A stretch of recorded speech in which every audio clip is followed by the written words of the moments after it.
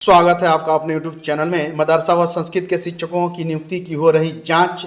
अभी तक चैनल को आपने सब्सक्राइब नहीं किया तो शिक्षा रोजगार से जुड़ी बड़ी खबरों के लिए चैनल को सब्सक्राइब कीजिए, लाइक कीजिए, कमेंट कीजिए, शेयर कीजिए। राज्य भर में अनुदानित 1942 मदरसा और 600 से अधिक संस्कृत स्कूलों की शिक्षकों के वेतन सत्यापन और उनकी नियुक्ति की वैधता की जांच नए सिरे से कराई जा रही है। वित्त विभाग के पदाधिकारियों को जांच की जिम्मेदारी दी गई है। शिक्षा विभाग ने निर्णय लिया है कि सत्यापन के बाद 5वें और 6ठे वेतनमान की वेतन दरों को भी सुधारा जाएगा। इस तरह एक तरह से इन शिक्षण संस्थानों के लिए के नए सिरे पे मैट्रिक्स की कवायद शुरू की गई है। इससे शिक्षकों की अच्छी खासी मात्रा में वित्तीय फायदा मिल सकेगा। आधिकारिक जानकारी के अनुसार इन ऑडिट के दायरे में बिहार राज्य मदरसा बोर्ड और संस्कृत बोर्ड के मदरसा स्कूलों के 13,000 से अधिक शिक्षक हैं। इनके नियुक्ति और वेतन की जांच, वेतन फिक्सेशन और पुनरीक्षण के लिए ऑडिट करने के लिए वित्त विभाग के ऑडिटरों को शिक्षा विभाग में ही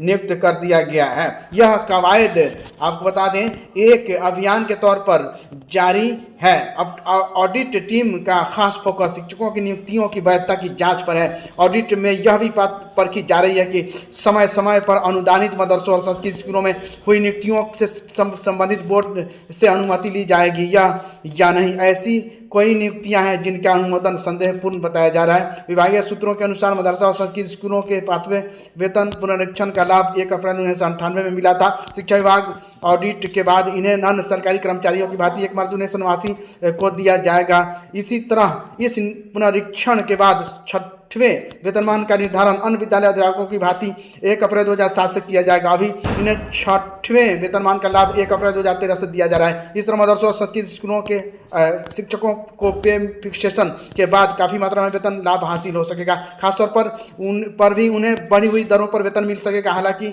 इसमें लाभ केवल उन्हीं शिक्षकों को मिलेगा जिनकी नियुक्ति विधिवत हुई है। जिनकी नियुक्ति अच्छी पाई जाएगी उनका पेमेंट बढ़ेगा। शिक्षा विभाग के डीपीएम बीपीएम की समाप्त होगी। सेवा विभागीय पत्र जारी होते अधिकांश कर्मियों में उदासी के पाठक के समय में आउटसोर्सिंग से हुई थी बहाली।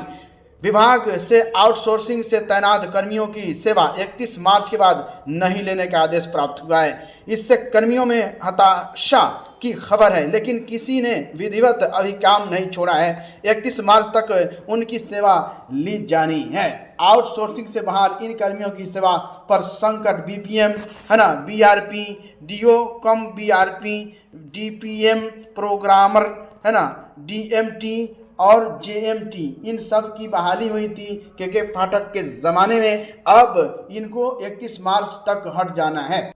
कर्मियों ने कहा अपने हक व अधिकार के लिए करेंगे आंदोलन।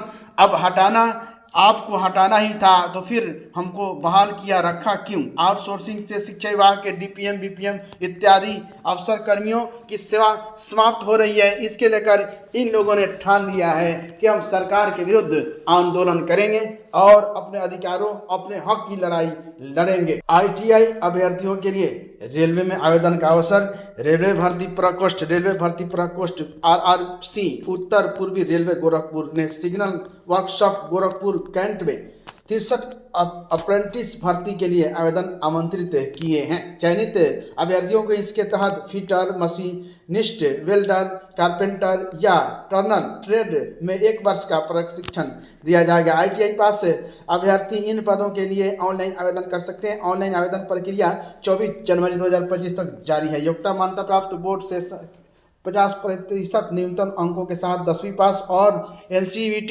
एससीबीटी द्वारा जारी संबंधित ट्रेड में आईटीआई का सर्टिफिकेट हो, है ना। आयु सीमा न्यूनतम 15 वर्ष और अधिकतम 24 वर्ष से कम होना चाहिए। आयु सीमा की गणना 24 जनवरी 2025 के आधार पर मानकर की जाएगी। अधिकतम आयु में सीएसटी को 5 वर्ष की छूट, ओबीसी को 3 वर्ष की छूट और दिव्यांग को 10 वर्ष की छूट दी जाएगी।